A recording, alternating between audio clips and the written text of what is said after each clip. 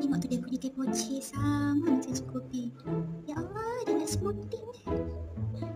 Dia duduk je tunggu atuk. Si Mak Inul ni pun sibuk. Mun, setumpel lah Mak Inul lah. Dia pun sibuk. La ilaha illallah, yang duduk kat situ pula ni atuk. Bawa kereta, la ilaha illallah. Dia karung pula kat situ tengah-tengah jalan. Dia tadi sibuk. Ya Allah, ingatkan aku. Berhenti lagi kat sumber jalan lagi. Situ tak ada tarisan penamat. Kata-kata dia, siapa aku tu? Mana ada? Mandi budak ni.